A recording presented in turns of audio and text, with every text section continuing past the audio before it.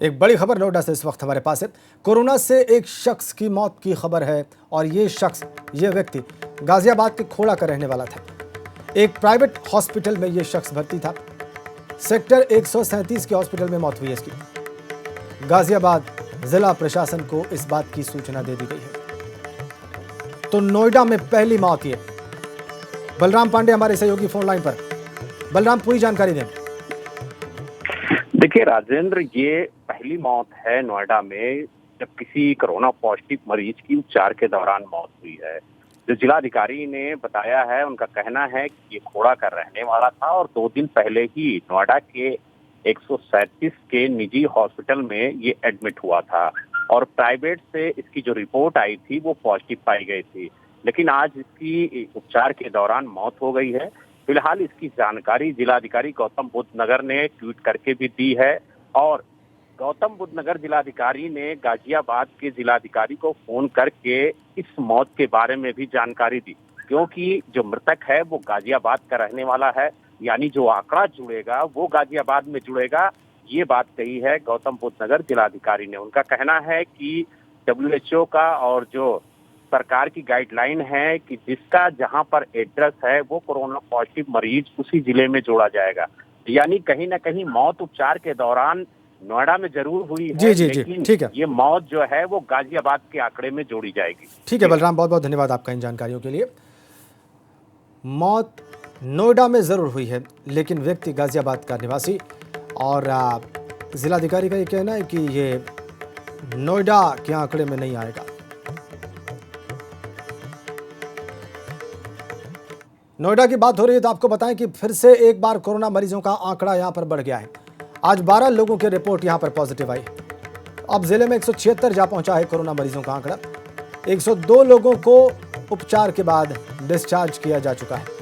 77 लोगों का अस्पताल में इलाज चल रहा है। नोएडा के बारे में अपडेट कर रहे हैं हम आपको। 12 नए मरीज कोरोना के सामने आए हैं। कुल संख्या 176। 102 लोगों को डिस्चार्ज किया जा चुका है उपचार के उपरांत।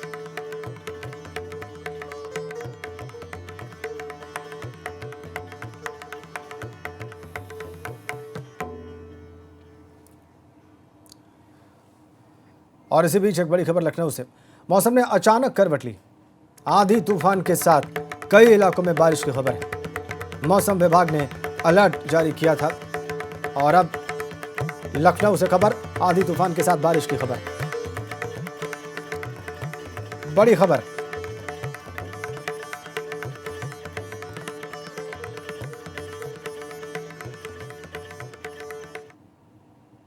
तस्वीरें देखिए आप लखनऊ की।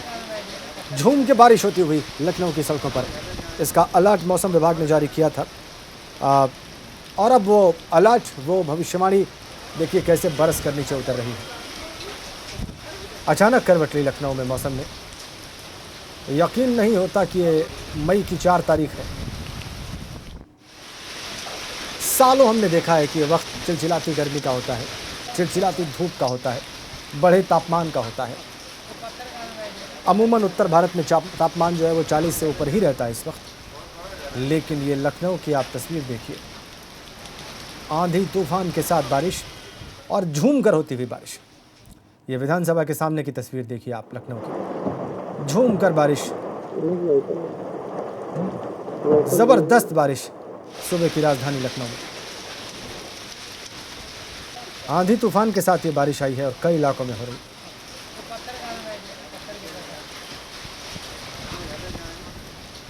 लखनऊ की तस्वीर। अनुभव शुक्ला सीधा आपको लखनऊ ले चलते हैं, सीधी तस्वीरें आप दिखाएंगे। और कब से ये बारिश शुरू हुई है, कब ये मौसम बदला है, ये सब कुछ बताने के लिए अनुभव शुक्ला इस वक्त हमारे सहयोगी वहाँ से सीधा कनेक्ट हैं। अनुभव, क्या इस वक्त बारिश रुकी हुई है क्या वहाँ पर?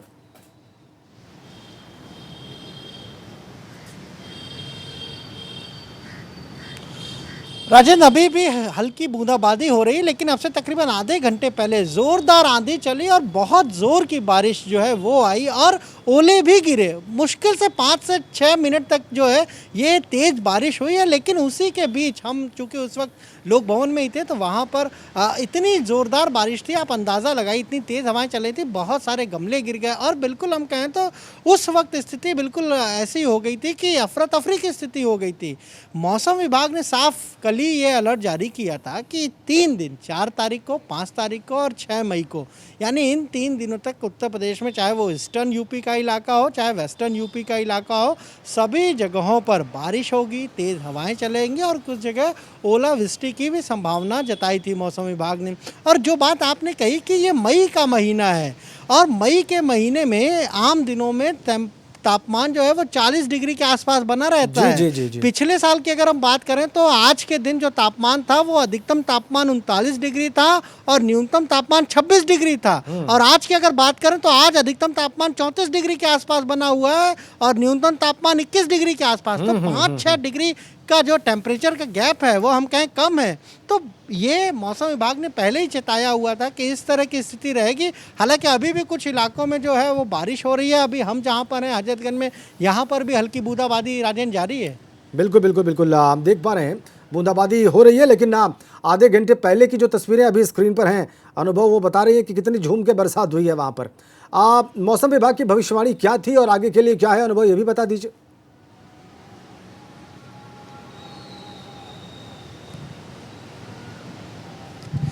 राजन देखिए, मौसम विभाग ने जो अपना वेदर अलर्ट जारी किया था उसमें साफ तौर पर कहा था कि 4 तारीख को, 4 मई, 5 मई और 6 मई 3 जो दिन हैं उत्तर प्रदेश में वो सभी इलाकों में, चाहे हम पूर्वांचल की बात कर लें या पश्चिम उत्तर प्रदेश की बात कर लें, जो भी ज़िले हैं, आगरा हो गया, मुजफ्फरनगर हो गया, मेरठ हो गया, शामली हो गया, पूर्वांचल की बात कर लें, आजमगढ़ हो गया, देवरिया हो गया, गाजीपुर हो गया, मऊ हो गया, सभी जगहों पर इसी तरह की बारिश होगी। और केवल बारिश ही नहीं होगी बल्कि तेज़ हवाएं, धूल भरी आंधी भी चलेगी, ओलावृष्टि भी होगी। तो कहीं ना कहीं किसानों के लिए थोड़ा सा हम कहें तो ये जो बेमौसम बरसात आ रही है वो थोड़ी समस्या खड़ी कर रही है। हालांकि बहुत जगहों पर जो गेहूं है उसकी कटाई हो चुकी है, लेकिन और भी जो फसलें हैं उसके लिए, अब लखनऊ की बात करिए तो आम का मौसम है, मलिहाबाद के आम मशहूर हैं, लेकिन इतनी अगर आंधी आ रही है तो जो आम के बौर है वो टूट के गिर गए हैं। तो इससे कहीं ना कहीं किसान थोड़ा सा परेशान जरूर है। बिल्कुल ठीक बात है। और भी कई किस्म की समस्याएं हो सकती हैं अनुभव, चूंकि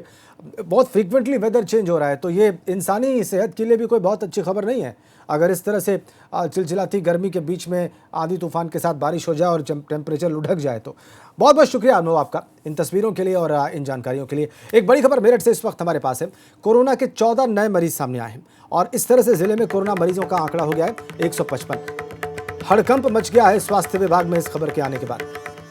मेरठ की बात कर रहे हैं, 155 कोरोना के मरीज इस वक्त। बड़ी बढ़ोतरी संख्या में अचानक हड़कंप स्वास्थ्य विभाग में इन नए आंकड़ों की वजह से 14 नए मरीज कोरोना के सामने आए।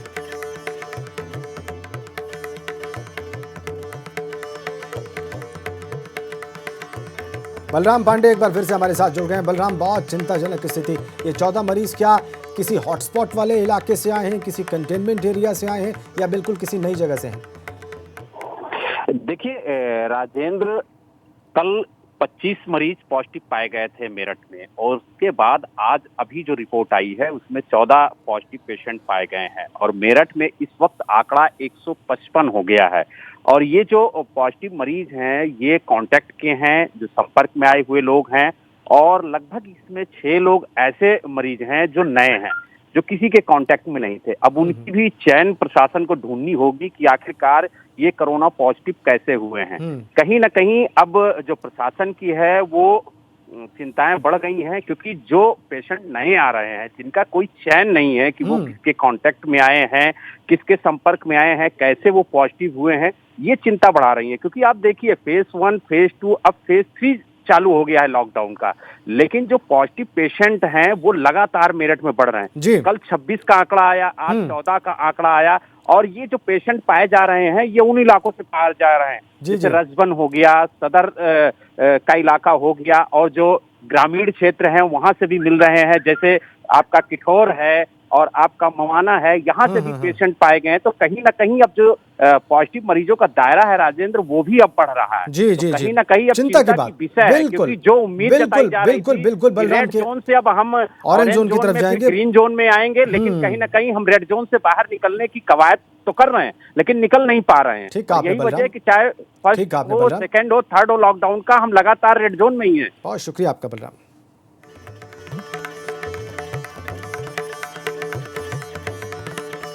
और एक और बड़ी और महत्वपूर्ण अपडेट आपको दे दें, 8 मई से हाईकोर्ट खुलेगा। लखनऊ इलाहाबाद बेंच में 2 शिफ्टों में काम होगा। सुबह 10:30 बजे से दिन में 12:30 तक काम होगा। 1:30 बजे से दोपहर 3:30 बजे तक काम होगा। हाईकोर्ट की प्रशासनिक कमेटी का ये फैसला सामने आया है।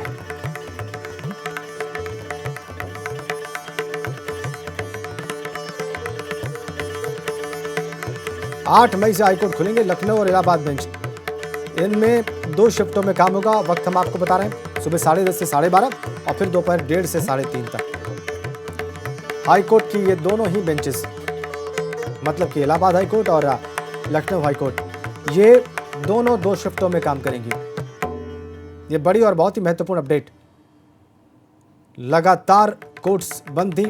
संतोष शर्मा हमारे सहयोगी हमारे साथ फोन लाइन पे जुड़ गए। संतोष, अब दर्शकों को ये स्पष्ट करिए कि ये दोनों बेंचेस क्या फुल फ्लेजेड जैसे पहले काम करती थी वैसे ही इन 2 शिफ्टों में काम करेंगी या तरीका अलग होगा?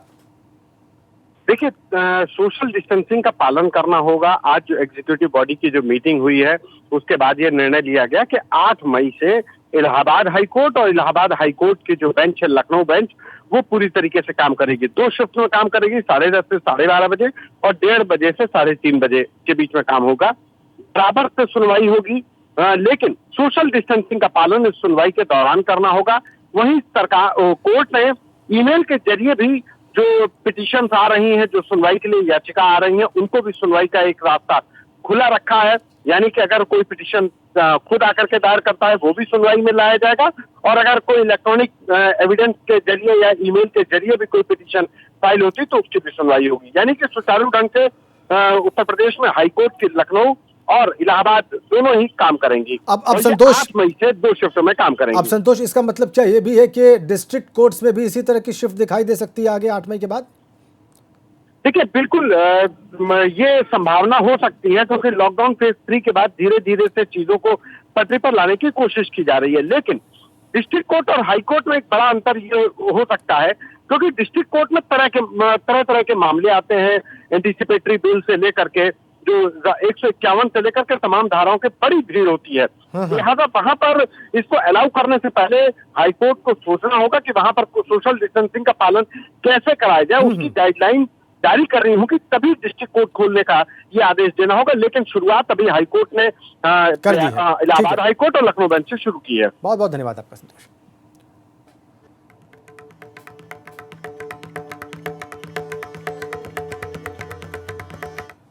बड़ी खबर, कांग्रेस महासचिव प्रियंका गांधी वाड्रा ने देश के विभिन्न राज्यों में फंसे प्रवासी मजदूरों से रेलवे द्वारा किराया वसूले जाने को लेकर केंद्र की मोदी सरकार पर प्रहार किया है।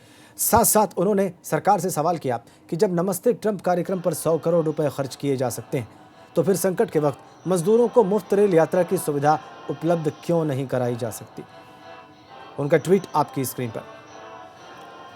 प्रियंका गांधी वाड्रा ने इस तरह से ट्वीट करके सरकार को घेरा है। मजदूरों से किराया वसूले जाने के मामले पर सरकार को बैकफुट पर धकेलने की कोशिश प्रियंका गांधी वाड्रा के द्वारा। कांग्रेस जनरल सेक्रेटरी 151 करोड़ रुपए वो कह रही है कि रेल मंत्री फंड में दे सकते हैं, तो फिर रेल यात्रा फ्री क्यों नहीं हो सकती मजदूरों की। और ये भी उन्होंने कहा कि भारतीय राष्ट्रीय कांग्रेस ने निर्णय लिया है कि घर लौटने वाले मजदूरों की रेल यात्रा का पूरा खर्च उठाएगी। तो देश भर से अपने घर लौटने वाले मजदूरों के लिए चल रही स्पेशल ट्रेन में किराए को लेकर सियासत गर्मा गई है और इसी मसले पर केंद्र सरकार और रेलवे को घेरते हुए कांग्रेस अध्यक्ष सोनिया गांधी ने सवाल उठाए। सरकार के इस फैसले को कांग्रेस ने गलत बताया। सोनिया गांधी ने प्रदेश कांग्रेस कमेटीज को मजदूरों का किराया देने के निर्देश दिए हैं। उन्होंने कांग्रेस कार्यकर्ताओं को मजदूरों के टिकट भी लेने के आदेश दिए हैं।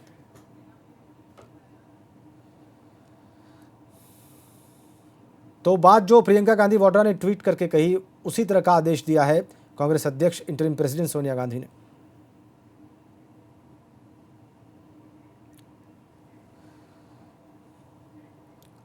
और इसी बीच रेलवे का एक पुराना पत्र भी है जिसका हवाला दिया जा रहा है। इसमें मजदूरों से टिकट न लेने की बात कही गई थी, लेकिन ट्रेनों से सफ़र करने वाले मजदूरों का कहना है कि उनसे टिकट खरीदने को कहा गया था और तभी उन्होंने टिकट खरीदा है। इस मसले पर सरकार और रेलवे बोलने को तैयार नहीं। तो आप जब ट्रेन से आए हैं तो ट्रेन का किराया भी देना पड़ा है कि फ्री में ट्रेन से आए? नहीं सर, किराया देना पड़ा हमको। अच्छा, टिकट है आपके पास? टिकट दिखा सकते हैं? और कहाँ तक जाएंगे आप? सर हम इलाहाबाद तक जाएंगे। इलाहाबाद तक जाएंगे, टिकट दिखाइए आप। अच्छा, ये टिकट है, कितना किराया लगा है? ये लगा है 370 रुपये सर। 370 रुपया लिया है रेलवे ने, लेकिन बस फ्री है आपके लिए और खाने पीने का इंतजाम भी था। हाँ टिकट का पैसा लिया गया? हाँ साहब, टिकट का पैसा लिया है, 370 रुपया लिया है सबसे ज़्यादा।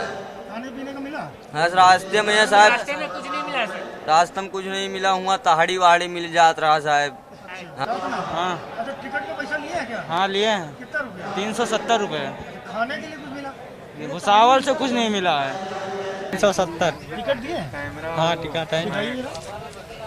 370 रुपये का टिकट है। अच्छा, और खाने के पैसे लिए? नहीं, खाने का पैसा नहीं लिए। इस पे तो 420 रुपये लिखा है। नहीं 420 रुपये का, 370 का? नहीं 370 शायद।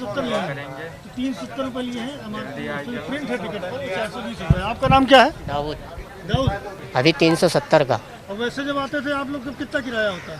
तब वही 340 रुपया। 340 होता था? जी। 370। हाँ। 340 रुपये कहाँ से होता था? बीटी से लखनऊ। बीटी से लखनऊ। जी। 370 लिया गया। क्या नाम है आपका? रामगोपाल। रामगोपाल, कब चले थे आप वहाँ से? वहाँ से शायद 28 तारीख को चले गए, 30 को पकड़ गए। अच्छा। अब आपको बताएं कि उत्तर प्रदेश के श्रमिकों को लेकर एक और ट्रेन आज सुबह चारबाग स्टेशन पहुंची। इस ट्रेन में नागपुर से 977 श्रमिकों को लाया गया। एक और श्रमिकों को जहां अपने घर जाने की खुशी थी, वहीं इस बात का अफसोस भी कि ऐसे हालात में भी उनसे टिकट के पैसे लिए गए। उत्तर प्रदेश के श्रमिकों को दूसरे राज्यों से लाने का सिलसिला लगातार जारी है। कल नासिक से यात्रियों को लाए जाने के बाद, श्रमिकों को लाए जाने के बाद आज नागपुर से 977 श्रमिकों को लखनऊ लाया गया है। हम इस समय चारबाग रेलवे स्टेशन पर मौजूद हैं और आप देख सकते हैं कि बसें जो हैं वो लाइन से लगी हुई हैं। यहाँ पर जो यात्री लाए गए हैं उनकी स्क्रीनिंग करके एक एक यात्री की उनको लाया जा रहा है। अलग अलग ज़िले में जहाँ के ये यात्री हैं उनको भेजा जा रहा है। बसों में यात्री जो बैठाए गए हैं, जो श्रमिक बैठाए गए हैं, उसमें भी सोशल डिस्टेंसिंग का पूरा पालन कराया जा रहा है। यहाँ पर 45 बसें लगाई गई हैं। इन सभी यात्रियों को उनके अपने अपने ज़िले में पहुंचाने के लिए यहाँ पर लगातार जो अधिकारी हैं, चाहे वो अधिकारी परिवहन विभाग के हों, चाहे जिला प्रशासन के, सभी यहाँ पर पूरी मुस्तैदी से तैनात है और इस बात का ध्यान रखा जा रहा है कि कोई भी श्रमिक बिना स्क्रीनिंग के यहाँ से ना जा पाए। इतना ही नहीं, आज शाम को ही एक और ट्रेन बड़ौदा से श्रमिकों को लेकर राजधानी लखनऊ पहुंचेगी और इस ट्रेन से बताया जा रहा है कि बड़ौदा से करीब 1200 के आसपास श्रमिकों को लखनऊ लाया जाएगा, जो अलग अलग ज़िलों के हैं उत्तर प्रदेश के, और उसके बाद करीब 50 बसों से उन यात्रियों को भी उनके ज़िलों में पहुँचाया जाएगा। कैमरा सहयोगी जितेंद्र के साथ Shailesh Arora, ABP Ganga, Lucknow. Board copies के मूल्यांकन से जुड़ी बड़ी खबर है। ऑरेंज और रेड जोन में कॉपियों का मूल्यांकन नहीं किया जाएगा। कल सिर्फ ग्रीन जोन के शहरों में मूल्यांकन होगा। 5 मई से उत्तर प्रदेश बोर्ड की कॉपी का मूल्यांकन होना था, तो उसी बाबत हम आपको बड़ी अपडेट दे रहे हैं। शैलेश अरोड़ा हमारे साथ फोन लाइन पर है। शैलेश, पूरी बात बताइए। राजेंद्र, देखिए, ये यूपी बोर्ड की जो कॉपियां हैं उसका मूल्यांकन कल से शुरू होना था और इसको लेकर लगातार शिक्षक संगठन जो है वो ये विरोध कर रहे थे कि इस समय लॉकडाउन चल रहा है। लॉकडाउन में जो हालात है उनमें अगर शिक्षक घर से कॉपियां जांचने के लिए निकलेगा तो उसकी जान को हर समय खतरा बना रहेगा, संक्रमण फैल सकता है। और शिक्षकों के इस मुद्दे को ABP गंगा ने पूरी प्रमुखता के साथ उठाया था। आज deputy CM doctor Dinesh Sharma की अध्यक्षता में बैठक हुई और उस बैठक में ये फैसला लिया गया है कि अब सिर्फ ग्रीन जोन में कॉपियों का मूल्यांकन कल से शुरू किया जाएगा और अब जो मूल्यांकन का काम है उसको चरणबद्ध तरीके से किया जाएगा। यानी कल से ग्रीन जोन में कॉपियां जांची जाएंगी, लेकिन रेड जोन और ऑरेंज जोन में कॉपियों का मूल्यांकन कल से शुरू नहीं किया जाएगा। खुद deputy CM doctor Dinesh Sharma ने हमसे फोन पर बातचीत की और इस बात की पुष्टि की है।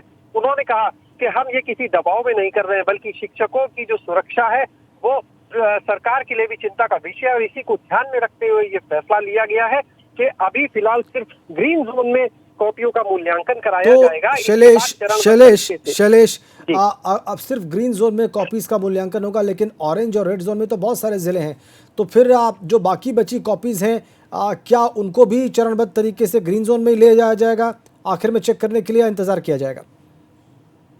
देखिए, आगे की सरकार की क्या योजना होती है ये अभी और स्पष्ट तरीके से सामने आना बाकी है, क्योंकि हम आपको बताएं कि इस समय भी अभी डिप्टी सीएम की जो बैठक है अधिकारियों के साथ वो जारी है, और अभी बैठक के बीच में ही हमारे पास ये खबर आई, हमने इस पर बात की तो उन्होंने फिलहाल इतना पुष्ट कर दिया है।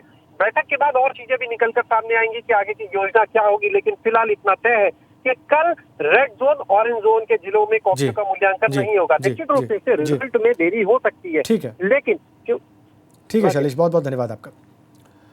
जाहिर सी बात है, अगर सिर्फ ग्रीन जोन्स में ही कॉपीज चेक की जाएंगी तो रिजल्ट में देरी हो सकती है, लेकिन खबर बहुत साफ, अभी फिलहाल रेड और ऑरेंज जोन में उत्तर प्रदेश बोर्ड की कॉपीज चेक नहीं की जाएंगी। और लॉकडाउन के दौरान यूपी के महाराजगंज की नौतनवा सीट से विधायक अमन मणि त्रिपाठी को पास देने के मामले में अब उत्तराखंड के अपर मुख्य सचिव ओम प्रकाश के खिलाफ कार्रवाई की मांग की गई। ओम प्रकाश के खिलाफ गृह मंत्रालय और डीओपीटी से शिकायत की गई। हाईकोर्ट की वकील नूतन ठाकुर ने पास जारी करने वाले आईएएस ओम प्रकाश के खिलाफ एफआईआर दर्ज करने की मांग की। यहां पर आपको यह भी बताएं कि अमन मणि त्रिपाठी लॉकडाउन के दौरान बद्रीनाथ और केदारनाथ जाने के लिए 3 गाड़ियों में 11 लोगों के साथ निकल पड़े थे। कर्णप्रयाग में पुलिसकर्मियों और एसडीएम से उनकी बहस हुई। इसके बाद अमन मणि समेत 12 लोगों के खिलाफ मामला दर्ज कर लिया गया। हालांकि रात में ही सभी को जमानत देकर रिहा भी कर दिया गया।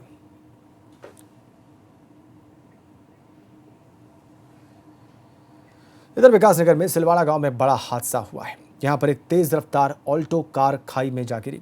इस हादसे में तहसील विकासनगर के एक कर्मचारी की मौत हो गई। कार में सवार दामाद, बेटी और एक छोटी बच्ची गंभीर रूप से जख्मी है। विकासनगर की तस्वीरें देख रहे हैं आप। यहीं पे थे वो खड़े, स्कूटी और पंचर, तब मेरे से पंप मांगा उन्होंने, कहीं नहीं।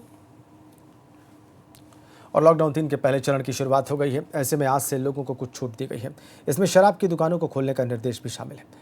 हालांकि सरकारों ने शराब की बिक्री के दौरान सोशल डिस्टेंसिंग का पालन करने का निर्देश दिया था, लेकिन ये 4 तस्वीरें आप देख सकते हैं। किस तरह से सुबह से ही शराब की दुकानों पर लोगों की भीड़ इकट्ठी हो गई और तमाम नियमों की धज्जियां उड़ा दी गई, ये आप देख सकते हैं। किस तरह से लोग कोरोना का खौफ भूलकर शराब की दुकानों पर टूट पड़े, ये आप साफ देख सकते हैं। इधर बागेश्वर में भी शराब की दुकान खुलने से पहले ही दुकान के बाहर लोगों की भीड़ लग गई। शराब लेने के लिए लोगों ने जमकर सोशल डिस्टेंसिंग की धज्जियां उड़ाई। पास खड़े होकर लोग शराब खरीदते हुए नजर आए। पुलिस ने लोगों से सोशल डिस्टेंसिंग का पालन करने के निर्देश दिए, लेकिन ये विचार लोगों को खुद भी करना है कि वो कैसे शराब खरीदने के लिए पहुंचे और शराब खरीदें। लेकिन बागेश्वर की तस्वीरें बता रही हैं कि लोगों ने कोई विचार नहीं किया अपनी सुरक्षा का भी, अपने परिवार की सुरक्षा।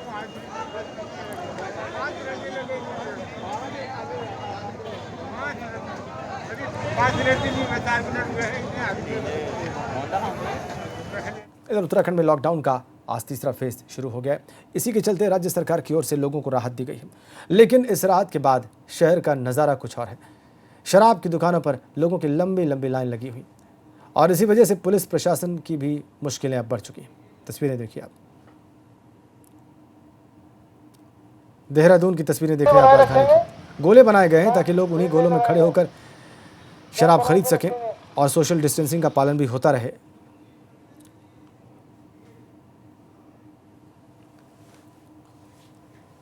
इधर मसूरी में भी शराब की दुकानें खुलने के बाद लोगों की भीड़ उमड़ पड़ी। शराब लेने के लोगों में लंबे लंबे लाइनें लगी हुई हैं। सोशल डिस्टेंसिंग का पालन कराने के लिए पुलिस ने शराब की दुकानों के बाहर गोले बना दिए और लोगों को दूरी बनाकर खड़े होने के निर्देश दिए।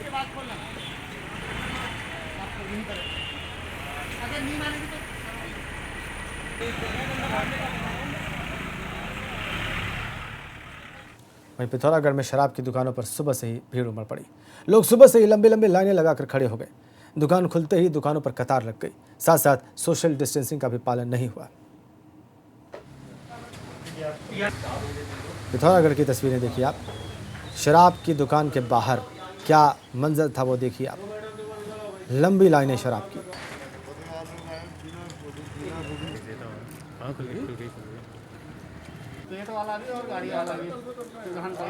लंबी कतारें शराब के लिए पिथौरागढ़ की तस्वीरें आप देख रहे हैं।